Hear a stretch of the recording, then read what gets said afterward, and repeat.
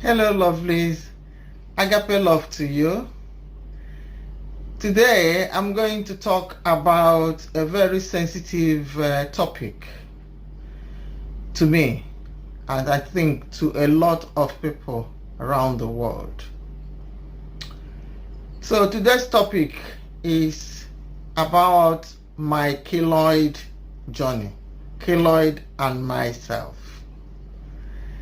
Keloid is overgranulation of the tissue when there is a wound. Instead of healing normally and being flat to the surface of the skin, it overgrows.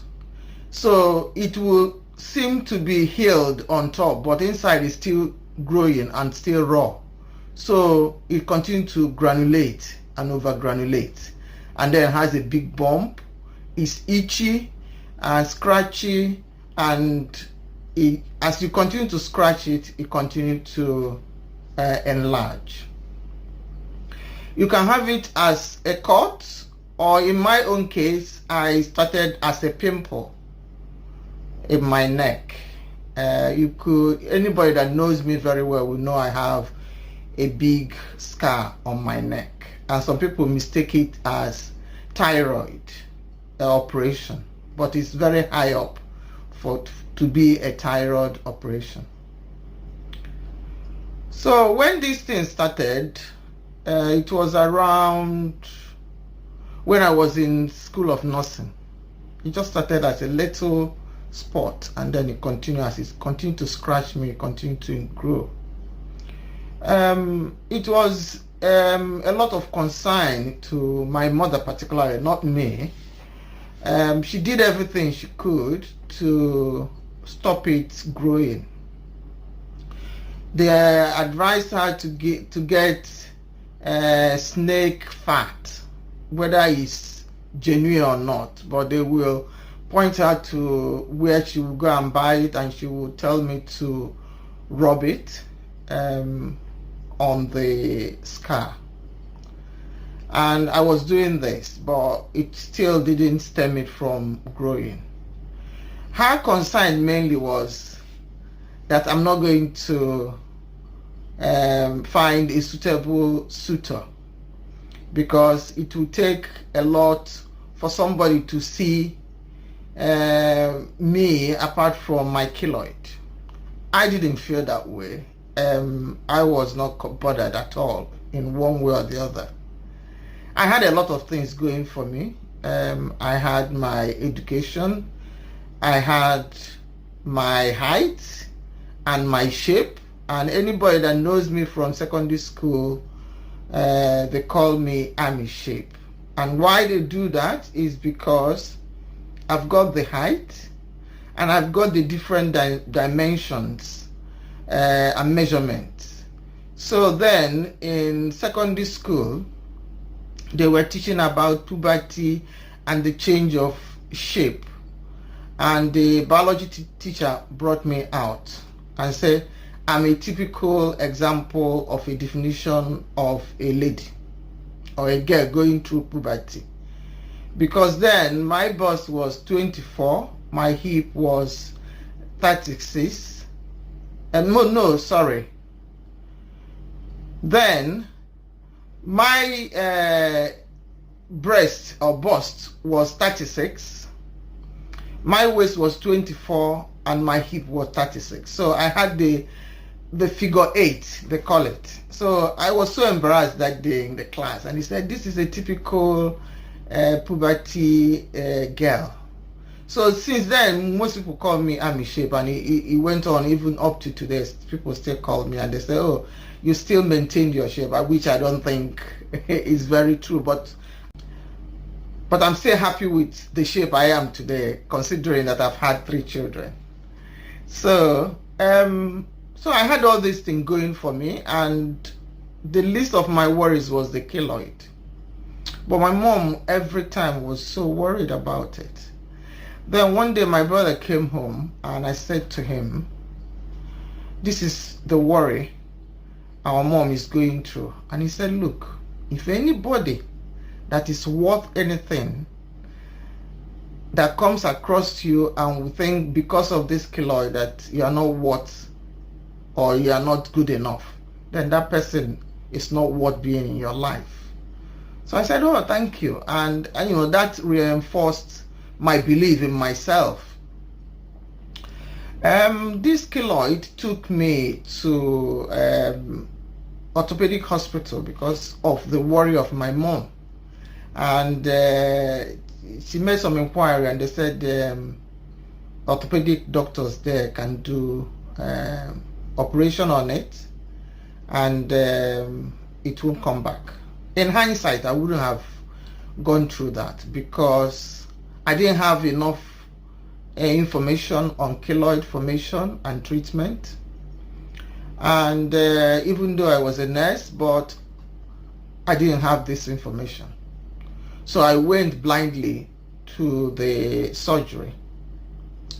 Before then, they were using Kinalog steroid injection on the scar, and it was having little or not effect and was also messing up my menstrual cycle. And at some point, it disrupted it because I was usually my cycle was maintained, was always steady. But because of the steroid, it changed it a bit. So at that point, I said, I'm not going to be having the steroid anymore. And then I went for the operation. Initially, it was okay. But then, when it was healing, I don't know if that was when they could have started the injection again or do something or do some physiotherapy on it, but nothing happened. So it came back bigger. And I said, what was the trouble? But though it was a day case, I didn't go to sleep. And so that treatment didn't work. And then I met my husband, who didn't even notice my keloid, didn't even say anything about it when we were courting and dating. And then we got married and I had children, and pregnancy did havoc on the keloid. It was so scratchy, getting bigger and bigger, almost covering the front edge of my neck. And at that point, there was nothing I could do. I just said, well, it is what it is. Am I going to have only one child? Am I going to have two? It's all going to be like this. I don't know when it's going to stop growing. I had a discussion with my husband and he said, do not mind about the keloid. I just want you to be healthy and we will deal with the keloid, whatever it is. So anyway, I ended up having 3 children. Gradually, I started knowing about keloid formation, about the treatment, knowing that it is a big issue even in America within the African American community. It's more prevalent with African or black skin or dark skin. So one thing is that I was told to continue to massage it, but that already the formed keloid will not go down. It will take its time. Nature will take its course. Having steroid for a long period is not good for your organs and for your well-being. So that was not an option. So what shall I do then? Because it was massive and people were staring at me. And I had to grow a tough skin. I was not bothered too much, but I said, if God allowed it to be, then obviously he will give me the inner strength to deal with it. And that was what I did. And people will be staring at me, or children particularly, because it's something, you don't blame them. It's something odd. And but gradually it started going down. And as the years goes by, it continued to go down and down and down.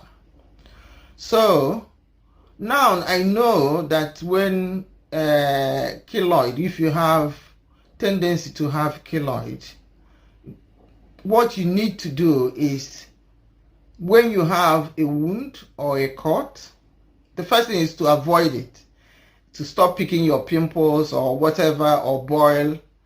And but if you do, once it starts healing, to start giving a deep, gentle massage all the time. So when I had a hot water bottle accident and it went down one of my thighs, I spoke to a physiotherapist and I said, I've got this wound and it's healing. What shall I do? I tend to have keloid. And he said, once it's healed, start gentle massage. Continue to massage. What happens is that the fiber in the healing process, as you continue to massage it, it continues to melt away or disperse, and that helps not to form the overgranulation. I said, all right, I will try it. And I did, and it helped. You wouldn't even know that I have a wound there now. It's all flat. I didn't give it time to grow. And so that is, early intervention is very good in keloid, to prevent keloid formation. There's a lot of techniques they use now. Some people use pressure dressing. Some people use silicone. Some people use a lot of things. There's new innovation in America and every other place. But this is what I did with an example of a wound that I developed, and it did help. So what message am I sending out today? The message is that whatever situation you find yourself, like I did, my dad had keloid, so obviously it runs in the family. And I was unfortunate to inherit that gene. But thank God that I was able to manage it.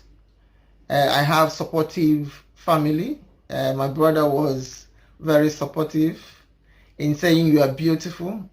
That will not define you. And it didn't define me.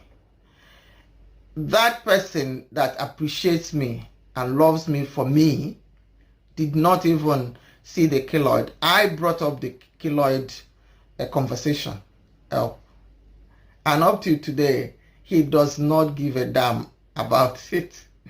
And so when you are going through something in your body and you feel, oh, this is not adequate, I don't have this, my height is short, I'm short, or I'm too slim, I'm too fat, my body is not proportionate, there is somebody out there who will appreciate you for who you are and bring out the best in you. And so prevention is better than cure. But when it's there, please, there is help out there to do something about it. Thank you, and keep watching, keep subscribing, and keep sharing. I love you. Agape love. Thank you.